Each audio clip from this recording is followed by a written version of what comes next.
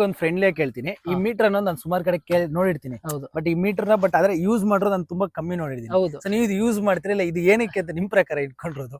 Bro ನಮ್ ಪ್ರಕಾರ ಇದೇನಂದ್ರೆ ನಾನ್ ಹೇಳ್ತೀನಿ ನೋಡಿ, ಸೀರಿಯಸ್ ಆಗಿ ನಾನು ಯೂಸೇ ಮಾಡಿಲ್ಲ ಇದು ಇಲ್ಲಿವರೆಗೂ ಯೂಸ್ ಮಾಡಿಲ್ಲ. ಒಬ್ರಿಗೆ ಯೂಸ್ ಮಾಡಿದ್ದೀನಿ. ಅಂದ್ರೆ ಹಿಂದಿ ಅವ್ರು ಬಂದ್ಬಿಟ್ಟು ಕೇಳಿದ್ರು, ನಾನು ಅವ್ರು ಎಷ್ಟಾಗತ್ತೆ ಅಂತ ಕೇಳಿದ್ರು. ಬ್ರೋ ಇವಾಗ ಫಸ್ಟ್ ಆಫ್ ಆಲ್ ಬಂದಿರೋದು ಹೆಂಗ್ ಗೊತ್ತಾ, ಅದು ಯೂಸ್ ಮಾಡಿದ್ರೆ ಇರೋದ್ ಕಾರಣ ಏನ್ ಗೊತ್ತಾ, ಬರೋರು ಬಂದ್ಬಿಟ್ಟು ಇಲ್ಲಿ ಹೋಗ್ಬೇಕು 50 ರೂಪಾಯಿ ಕೊಡ್ತೀನಿ ಬಾ ಅಂತಾರೆ.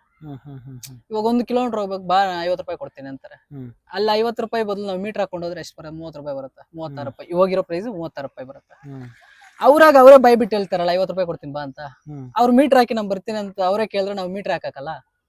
ಓಕೆ, ಈಗ ನೀವ್ ಹೇಳೋದು ಓಪನ್ ಅಪ್, ನೀವ್ ಹೇಳ್ತಿರೋದು ಜನ ನಮ್ಗೆ ರೂಢಿ ತಪ್ಪಿಸಿದ್ದಾರೆ ಮೀಟರ್ ಹಾಕೋದು. ಜನ ಬಂದು ನಮ್ಗೆ ಮೀಟರ್ ಹಾಕೋದು ಕರೆದ್ರೆ ನಾವು ಮೀಟರ್ ಹಾಕ್ತಿವಿ, ಬಟ್ ಅವರೇ 10-20 ಎಕ್ಸ್ಟ್ರಾ ಕೊಡ್ತೀವಿ ಬನ್ನಿ ಅದಕ್ಕೆ ನೀವು ಮೀಟರ್ ಹಾಕ್ತಿಲ್ಲ. ಹೌದು, ಇವಾಗ ನೀನ್ ಬಂದು ಮೀಟರ್ ಹಾಕ್ಬಿರು, ನಾನು ಹೋಗ್ಬೇಕು ಅಂತ ಹೇಳು, ಸರಿ ಅಣ್ಣ ಮೀಟರ್ ಹಾಕ್ತೀನಿ ಅಂತ. ಓಕೆ, ನೀನು ಇಲ್ಲ ಏಕಾಏಕಿ ಅಲ್ಲಿಗೆ ಹೋಗ್ಬೇಕಣ್ಣ, ಆಪ್ ಅಲ್ಲಿ ಎಷ್ಟು ತೋರಿಸ್ತಾ ಇದೀನಿ ಅಷ್ಟು ಕೊಡ್ತೀನಿ ಅಂದ್ರೆ ನಾವೇನ್ ಮಾಡಕ್ಕಾಗತ್ತೆ? ಬ್ರೋ ಈ ಮೀಟರ್ ಅಲ್ಲಿ ನಾನೇನಾದ್ರು ತಿಳ್ಕೊಳ್ಳೋದಂದ್ರೆ, ಈಗ ನಿಮ್ಗೆ ಇದ್ರ ಬಗ್ಗೆ ಏನೋ ಐಡಿಯಾ ಇದೆ? ಈಗ ನಮಗೂ ಆಕ್ಚುಲಿ ಗೊತ್ತಿಲ್ಲ, ಈಗ ವರ್ಕಿಂಗ್ ಇದೆಯಾ? ಬ್ರೋ ವರ್ಕಿಂಗ್ ಐತೆ, ಬಟ್ ನಾನು ಮೀಟರ್ ಅದು 36 ರೂಪಾಯಿ ಇವಾಗಿರೋ ಪ್ರೆಸೆಂಟ್ ಪ್ರೈಸ್. ನಂದು ಕಮ್ಮಿನೇ ಇರುತ್ತೆ. 30 ರೂಪಾಯಿ ಐತೆ. ಇದು ಚೇಂಜ್ ಮಾಡಿಸ್ಬೇಕು, ಒಂದು ಚಿಪ್ ಬರುತ್ತೆ, ಚೇಂಜ್ ಮಾಡಿಸ್ಬೇಕು. ಬ್ರೋ ಇದ್ರಲ್ಲಿ ಮೀಟರ್ ಅಲ್ಲಿ ಹೆಂಗ್ ಗೊತ್ತಾ, ಇದು 36 ರೂಪಾಯಿ ಮೀಟರ್, ರನ್ನಿಂಗ್ ಮೀಟರ್ ಪ್ರೈಸ್ 36 ರೂಪಾಯಿ. ಅಂದ್ರೆ 36 ರೂಪಾಯಿ ಹೆಂಗಂದ್ರೆ, ಇವಾಗ ಕಿಲೋಮೀಟರ್ 36 ರೂಪಾಯಿ ಅಲ್ಲ, 2 ಕಿಲೋಮೀಟರ್. ಇವಾಗ ಇಲ್ಲಿ ಪಿಕ್ ಮಾಡ್ತೀವಿ, 2 ಕಿಲೋಮೀಟರ್ ಒಳಗಡೆ ಎಲ್ಲಾದ್ರೂ ಹೋಗ್ಲಿ 36 ರೂಪಾಯಿನೇ.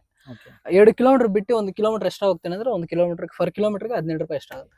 ಓಕೆ, ಇದ್ರಲ್ಲಿ ಏನೇನು ತೋರಿಸುತ್ತೆ ಬ್ರೋ? ಇಲ್ಲಿ ನಮಗೆ ಇದು ಬಂದ್ಬಿಟ್ಟು ಇದು ಫೇರ್ ಅಮೌಂಟ್ 36 ರೂಪೀಸ್. ಇಲ್ಲಿ 30 ಇದೆ, ಬಟ್ ಇಲ್ಲಿ 36 ಆಕ್ಚುಲಿ. ಅದು ಇದು ಬಂದ್ಬಿಟ್ಟು ನಮಗೆ ಕಿಲೋಮೀಟರ್, ಎಷ್ಟು ಕಿಲೋಮೀಟರ್ ಹೋಗಿದ್ದೀರಾ, ಇದು ಟೈಮಿಂಗ್ಸ್, ಎಷ್ಟು ಕವರ್ ಮಾಡಿದ್ದೀರಾ.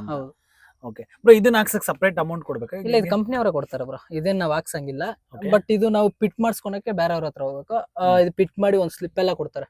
ಈಗ ಅದು ಚಿಪ್ ಏನೋ ಅಂದ್ರಲ್ವಾ, ಅದು ಯಾವ್ರು ಕೊಡೋ ಚಿಪ್? ಬ್ರೋ ಇದು ಬಂದ್ಬಿಟ್ಟು ಮೀಟರ್ ರೆಡಿ ಮಾಡೋರು ಅಂತಾನೆ ಅಂಗಡಿ ಸಪರೇಟ್ ಇರುತ್ತೆ. ಅವ್ರ ಹತ್ರ ಹೋದ್ರೆ ಅವ್ರ ಏನ್ ಮಾಡ್ತಾರೆ, ಒಂದ್ ಚಿಪ್ ಹಾಕಿ ಕೊಡ್ತಾರೆ. ಆ ಚಿಪ್ ತರ ಒಳಗಡೆ ಬಂದು ಅದು ಇನ್ಸ್ಟಾಲ್ ಮಾಡ್ಬಿಟ್ಟು, ಇದು ಗೌರ್ಮೆಂಟ್ ಸೀಲ್ ಎಲ್ಲ ಬಂದ್ಬಿಟ್ಟು ಇದೆಲ್ಲ ಹಾಕಿ, ಇದೆಲ್ಲ ಗೌರ್ಮೆಂಟ್ ಹೌದು, ಇದೆಲ್ಲ ಗೌರ್ಮೆಂಟ್ ಸೀಲ್ ಹಾಕಿ ನಮ್ಗೆ ಕೊಡ್ತಾರೆ. ಆ ಸ್ಲಿಪ್ ಅವರೇ ಕೊಡ್ತಾರೆ. ಇಷ್ಟು ವರ್ಷ ಓಡಿಸಬಹುದು, ಇಷ್ಟು ವರ್ಷ ಇದಕ್ಕೆ ವ್ಯಾಲಿಡಿಟಿ ಇರುತ್ತೆ ಅಂತೆಲ್ಲ. ಯಾವ್ದಕ್ಕೆ ಎಷ್ಟು ವರ್ಷ?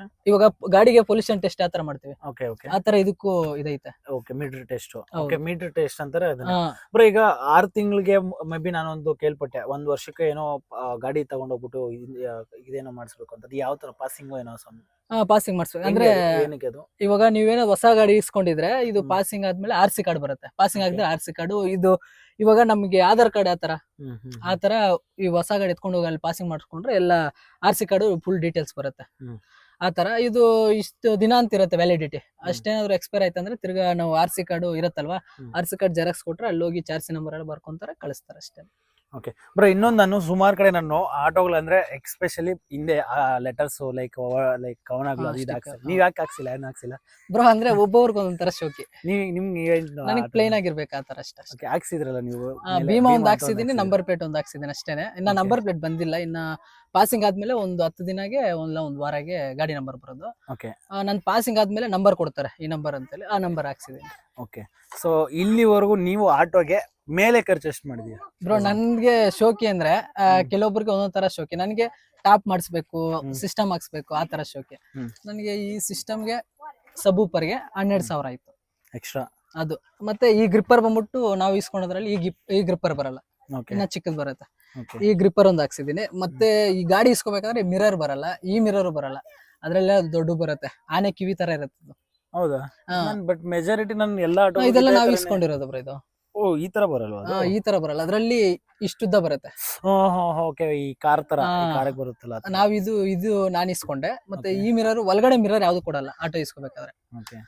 ಇದೊಂದು ಇಸ್ಕೊಂಡೆ, ಆ ಕಡೆ ಮಿರರ್, ಮತ್ತೆ ಈ ಗ್ರಿಪ್ಪರ್ ಇದೊಂದು, ಮತ್ತೆ ಈ ಮೊಬೈಲ್ ಇಕ್ಕೊಳೋದು ನಾವು ಸಪರೇಟ್ ಆಗಿ ಇಸ್ಕೋಬೇಕು, ಅದು ಓಲ್ಡರ್ ತರ ಬರುತ್ತೆ. ಮತ್ತೆ ಇದೊಂದು ನಾವ್ ಇಸ್ಕೋಬೇಕು, ಇದೊಂದು ನಾವ್ ಇಸ್ಕೊಂಡ್ ಮಾಡ್ಸಿರೋದು. ಏನದು ಬ್ರೋ? ಇದು ವೈಫರ್ದು ಮೋಟರ್ ಐತೆ, ಇಲ್ಲಿ ವೈಪರ್ ಮೋಟರ್ ಕವರ್ ಆಗ್ಲಿ ಅಂತ ಅಷ್ಟೇ, ನೀಟಾಗಿ ಕಾಣಿಸುತ್ತೆ ಅಂತ. ಇದು ಮೇಲೆ ಇಲ್ಲವರೆಗೂ ಬರುತ್ತೆ, ಇದೆಲ್ಲ ಈ ಪಾರ್ಟ್ಸ್ ಐತಲ್ಲ ಇಷ್ಟರು ಕವರ್. ನಾನು ಆಗ್ಲೇ ಅದೇ ನೋಡೋಣ ಅನ್ಕೊಂಡೆ, ಇದು ಆಕ್ಚುಲಿ ಇದು ಮೇಲೆ ಬರುತ್ತಲ್ಲ, ನೀವೇ ಇಷ್ಟರು ಕವರ್ ಆಗುತ್ತೆ. ನಾನು ಏನ್ ಮಾಡಿದೀನಿ, ಕಿತ್ತಾಗ್ಬಿಟ್ಟಿದ್ದೀನಿ ಬ್ರೋ. ವೈಬ್ರೇಷನ್ ಜಾಸ್ತಿ ಬರುತ್ತೆ ಗಾಡಿಯಲ್ಲಿ. ಓಕೆ, ವೈಬ್ರೇಷನ್ ಜಾಸ್ತಿ ಬರುತ್ತೆ. ಬಟ್ ಇನ್ನೊಂದೇನಂದ್ರೆ ಇದೆಲ್ಲ ಮೇಂಟೈನ್ ಮಾಡಕ್ ಆಗಲ್ಲ. ಅದಿತ್ತು ಅಂದ್ರೆ ಎಲ್ಲ ಧೂಳ್ ಕುತ್ಕೊಳುತ್ತೆ ಇಲ್ಲಿ. ಅವಾಗ ಏನಾಗುತ್ತೆ, ಇದೆಲ್ಲ ಧೂಳ್ ಕುತ್ಕೊಂಡು ಈ ಪಾಯಿಂಟ್ ಎಲ್ಲ ಹೋಗ್ಬಿಡುತ್ತೆ. ಅವಾಗೆಲ್ಲ ಪಾರ್ಟ್ಸ್ ಎಲ್ಲ ಚೇಂಜ್ ಮಾಡ್ಬೇಕಲ್ವಾ.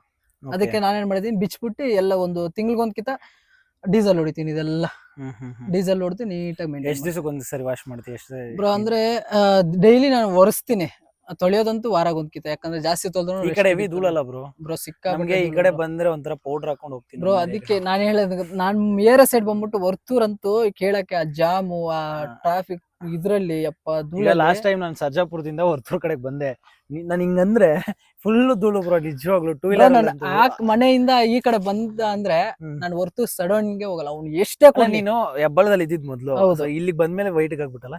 ಹೌದು ವೈಟ್ ಅದ ಆಗಿದ್ದೀನಿ ಲೈಟ್ ಆಗಿ, ಪರವಾಗಿಲ್ಲ. ಹೌದಾ? ಅಂದ್ರೆ ಧೂಳ್ಗೆನಾ ಬ್ರೋ? ಧೂಳ್ಗಂತೇನಿಲ್ಲ ಬ್ರೋ. ಮತ್ತೆ ಅಂದ್ರೆ ನೀರೆಲ್ಲ ಸ್ವಲ್ಪ ಇದಿರತ್ತಲ್ಲ, ಎಲ್ಲ ಕಡೆ ಕಾವೇರಿ ನೀರು ಏನೋ ಅದೇನೋ ಗೊತ್ತಿಲ್ಲ. ಧೂಳ್ ಹಾಕಿ ಹಾಕಿ ಧೂಳ್ಗೆ ಅದೇ ಇರ್ಬೋದು ಮೇ ಬಿ. ನೀವ್ ಹೇಳ್ತಾ ಇದ್ರಲ್ಲ ಆ ಧೂಳಿಂದನೇ ಆಗಿರ್ಬೋದು. ಓಕೆ. ಬಟ್ ಅಂದ್ರೆ ಹೆಬ್ಬಾಳ್ಗೂ ಇದಕ್ಕೂ ಜಾಸ್ತಿ ಡಿಫ್ರೆನ್ಸ್ ಐತೆ. ಬಟ್ ಹೆಬ್ಬಾಳ ಟ್ರಾಫಿಕ್ ಜಾಸ್ತಿ, ನಮ್ಮ ಏರಿಯಾದಲ್ಲಿ ಧೂಳ್ ಜಾಸ್ತಿ. ಓಕೆ. ಬಟ್ ನಮ್ಗೆ ಆ ಕಡೆ ಅದೇ ನೀವ್ ಆಗ್ಲೇ ಹೇಳ್ದಂಗೆ ಅವ್ರವ್ರ ಏರಿಯಾಗೆ ಅವ್ರವ್ರಿಗೆ ಬೆಟರ್. ಬಟ್ ನಮ್ಗೆ ಅಲ್ಲಿ ಒಂಚೂರು ಈಸಿ ಅನ್ಸುತ್ತೆ, ಈ ಕಡೆ ಬಂದ್ಬಿಟ್ರೆ ಈ ಕಡೆ ಕಷ್ಟ ಬ್ರೋ. ಇನ್ನೇನ್ ಗೊತ್ತಾ ಬ್ರೋ, ಆ ಕಡೆ ಹೆಬ್ಬಾಳ ಅಲ್ಲಿ ಫ್ಲೇವರ್ ಒಂದ್ ಜಾಮ್ ಇರತ್ತೆ ಅಷ್ಟೇನೆ.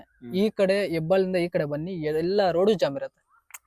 ನೀವು ಸೋಮವಾರ ನಮ್ಮ ಏರಿಯಾ ಸೈಡ್ ಟ್ರಾಫಿಕ್ ಕಮ್ಮಿ, ಮಂಗಳವಾರ ಸೈಡ್ ಏನಾದ್ರು ರಿಂಗ್ ರೋಡ್ ಅಲ್ಲಿ ಎಲ್ಲಿಂದ ಶಿಲ್ಕ್ ಬೋರ್ಡ್ ಹೋಗ್ಬೇಕು ಅಂತ ಬಂದ್ರೆ 3-4 ಅವರ್ ಆಗುತ್ತೆ. ನಿಮ್ ಮಂತ್ಲಿ ಇನ್ವೆಸ್ಟ್ಮೆಂಟ್ ಕಮಿಟ್ಮೆಂಟ್ ಅಂದ್ರೆ ಏನ್ ಇಟ್ಕೊಂಡಿದ್ರ ನೀವು ಈ ಏಜ್ ಬ್ರೋ? ನಮ್ ಮಂತ್ಲಿ ಕಮಿಟ್ಮೆಂಟ್ ಅಂದ್ರೆ ಸದ್ಯಕ್ಕೆ ಇವಾಗ ಯಾವ್ದು ಕಮಿಟ್ಮೆಂಟ್ ಇಟ್ಕೊಂಡಿಲ್ಲ, ಎಲ್ಲ ಕ್ಲೋಸ್ ಮಾಡ್ಕೊಂಡಿದ್ದೆ ಆದಷ್ಟು. ಇವಾಗ ಕಮಿಟ್ಮೆಂಟ್ ಅಂದ್ರೆ ಆಟೋದೊಂದು EM ಐತೆ, ಇನ್ನೊಂದು ಪರ್ಸನಲ್ ಲೋನ್ ಒಂದೈತೆ. ಅದೊಂದು ಅಂದ್ರೆ ನಾನು ಕೇಳ್ತಿರೋದು ಎಷ್ಟು ಅರ್ನ್ ಮಾಡ್ತೀರಾ, ಎಷ್ಟು ಸೇವ್ ಮಾಡ್ತೀರಾ, ಎಷ್ಟು ಬ್ರೋ? ನಾನು ಯಾವ ತರ ನೀವು ಬ್ರೋ ನಾನು ಸೇವ್ ಮಾಡೋದಂತೂ ಯಾವ್ದಿಲ್ಲ ಬ್ರೋ, ಬರೋದೆಲ್ಲ ಅಲ್ಲಲ್ಲೇ ಹೋಗ್ಬಿಡುತ್ತೆ ನನ್ ಕಮಿಟ್ಮೆಂಟ್. ಯಾಕಂದ್ರೆ ಆಟೋ EMI ಗಳು ಅವು ತಿಂಗಳು ನಂಗೆ ಖರ್ಚು ಹೆಂಗಿಲ್ಲ ಅಂದ್ರೆ 30,000 ಖರ್ಚಾಗುತ್ತೆ. ಬರೀ ಕಮಿಟ್ಮೆಂಟ್ 30,000. ಅದು ಅದ್ರ ಬಿಟ್ಟು ಏನಾದ್ರು ಎಕ್ಸ್ಟ್ರಾ ಮಾಡಿದ್ರೆ ಇನ್ನ ಇದು ಶೋಕಿ ಮಾಡಕ್ ಸರ್ ಹೋಗುತ್ತೆ. ಓಕೆ. ಸೊ ಇನ್ನ ಯೂಟ್ಯೂಬ್ ಚಾನಲ್ ಕಡೆ ಬಂದ್ರೆ, ಸೊ ಮೊದ್ಲೆಲ್ಲ ಬೇರೆ ಬೇರೆ ತರ ಮಾಡ್ಕೊ ಬರ್ತಿದ್ರಿ, ಈಗ ಆಟೋ ಅರ್ನಿಂಗ್ಸ್ ಲೈಕ್ ಅದ್ರ ಬಗ್ಗೆ ಎಕ್ಸ್ಪೀರಿಯನ್ಸ್ ಹೆಂಗಿದೆ ಬ್ರೋ? ಇವಾಗಂತೂ ರೀಚ್ ಪರವಾಗಿಲ್ಲ, ಚೆನ್ನಾಗಿ ಸಪೋರ್ಟ್ ಮಾಡ್ತಾವ್ರೆ. ಅಂದ್ರೆ ಮೊದ್ಲು ಚೆನ್ನಾಗಿತ್ತು, ಮೊದ್ಲು ಇತ್ತು. ಬಟ್ ಅಂದ್ರೆ ನಾನ್ ಪ್ಲಾನ್ ಇದ್ದಿದ್ದು ಏನೋ ಇತ್ತು, ಅದು ಏನೇನೋ ಆಗೋಯ್ತು. ಬಟ್ ಇವಾಗಂತೂ ನನ್ ಯೂಟ್ಯೂಬ್ ಬಂದಾಗ ಟೆನ್ಷನ್ ಜಾಸ್ತಿ ಆಗ್ಬಿಟ್ಟೈತೆ.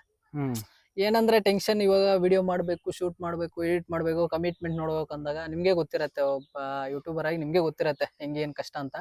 ಸ್ವಲ್ಪ ಕಷ್ಟ ಐತೆ, ಆದ್ರೂ ಬಿಡಿದ್ರೆ ಮಾಡ್ತಾ ಇದೀನಿ. ಓಕೆ. ಲೈಕ್ ಏನು ಅಲ್ಲಿ ಈಗ ಯಾವ ತರ ವಿಡಿಯೋಸ್ ನ ಮಾಡ್ತಾ ಇದ್ರ, ಲೈಕ್ ಅರ್ನಿಂಗ್ಸ್ ತರ, ಲೈಕ್ ಅದು ಹೆಂಗೆ ಬ್ರೋ? ಇವಾಗ ನಾನು ಆಟೋ ಫೀಲ್ಡ್ ಅಲ್ಲಿ ಬಂದ್ಬಿಟ್ಟು ಅರ್ನಿಂಗ್ಸ್ ಯಾವ ತರ ಮಾಡ್ಬೋದು, ಯಾವ ತರ ಪಿಕ್ ಮಾಡ್ಬೇಕು, ಯಾವ ತರ ಅದ್ರ ಆಪ್ಗಳಲ್ಲಿ ರೀಚಾರ್ಜ್ ಮಾಡ್ಬೇಕು, ಆಟೋದಲ್ಲಿ ಹೆಂಗಿರತ್ತೆ, ಎಷ್ಟ್ ಈಸಿ ಇರತ್ತೆ, ಕಷ್ಟ ಇರತ್ತೆ ಏನಂತ ಅದೆಲ್ಲ ತಿಳ್ಸ್ಕೊಡ್ತಾ ಇರ್ತೀನಿ ನಾನು. ಓಕೆ ಬ್ರೋ, ನಿಮ್ಗೆ ಒಳ್ಳೇದಾಗ್ಲಿ. ಮತ್ತೆ ಇನ್ನ ಮುಂದೆ ಜೀವನ ಹೆಂಗೆ ಬ್ರೋ? ಮುಂದೆ ಜೀವನ ಅಂತ ಏನು ಪ್ಲಾನ್ ಇಲ್ಲ ಬ್ರೋ. ಜೀವನ ಹೆಂಗ್ ಹೋಗ್ತಾ ಇದೆ ಹಂಗ ಹೋಗ್ತಾ ಇದೀನಿ ಅಷ್ಟೇನೆ. ಪ್ಲಾನ್ ಅಂತೂ ಏನು ಮಾಡ್ಕೊಂಡಿಲ್ಲ. ಯಾಕಂದ್ರೆ ಸ್ವಲ್ಪ ಕಮಿಟ್ಮೆಂಟ್ ಐತೆ, ಅದೆಲ್ಲ ಸ್ವಲ್ಪ ಕಮ್ಮಿ ಆಗ್ಬಿಟ್ರೆ ಅವಾಗ ಸ್ವಲ್ಪ ನೆಮ್ಮದಿ ಆಗ್ತೀನಿ.